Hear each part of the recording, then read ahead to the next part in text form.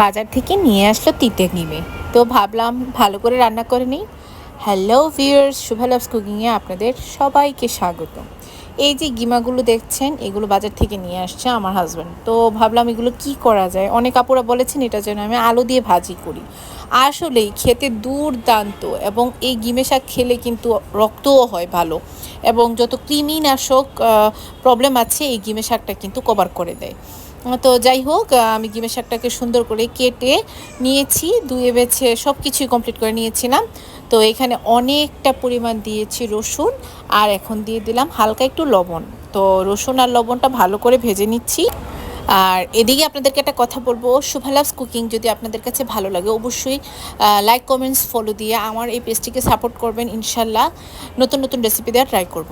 এই মুহূর্তে আলুগুলো দেখিয়ে দিচ্ছি। এই যে আলুগুলো কিভাবে কেটে নিলাম। তো আলু দিয়ে গিমের শাকটা ভাজলেই কিন্তু বেশি মজা লাগে। প্রথমে আলুগুলো ভেজে নিচ্ছি, কারণ শাক যেহেতু ভাজতে বেশিক্ষণ সময় লাগে না, আলুগুলো ভাজতে যেহেতু অনেক সময় লাগে, তাই আমি আলুগুলোকে 10 থেকে 15 মিনিটের মতো ভালো করে ভেজে নিয়েছি। এই তো আমার আলু ভাজা প্রায় শেষের পথে। তো এখন আগে থেকে যে কুচি করে নিয়েছিলাম শাকটা, এই গিমে শাকটা, এখন এই গিমে শাকটা দিয়ে দিলাম। তো গিমে শাকটা ভাজতে গিয়ে দেখলাম একটু আঠালো টাইপের, মানে আঠা আঠা টাইপের হয় আর কি। কিন্তু অনেকটা ভেজে যখন একদম ঝরঝরে বা মুচমুচে টাইপের হয়েছে, গরম ভাত দিয়ে খেতে কিন্তু দুর্দান্ত হয়েছিল। এই গিমে শাকটা কিন্তু ভালো করে ভেজে নিতে হবে, একদম মুচমুচে করে ভেজে নিতে হবে। যেহেতু শাকটা খেতে একটু তিতে, তাই এই শাকটা যদি ভালো করে মুচমুচ করে না ভাজা হয় তাহলে কিন্তু খেতে একেবারে ভালো লাগবে না। তো এই তো আমি ভালো করে নেড়ে চেড়ে ভেজে নিচ্ছি।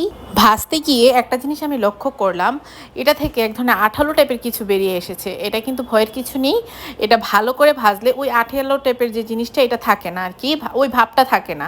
তো এভাবে অবশ্যই বাসায় একবার ট্রাই করবেন। আর এই ঘিমে শাকটা কিন্তু অবশ্যই স্বাস্থ্যের জন্য খুবই উপকার, বিশেষ করে রক্ত তৈরিতে, চুলের গুঁড়া শক্ত করতে খুবই উপকারী। তো আজকের ভিডিওটি এই পর্যন্তই, দেখা হবে অন্য কোনো ভিডিওতে। টাটা।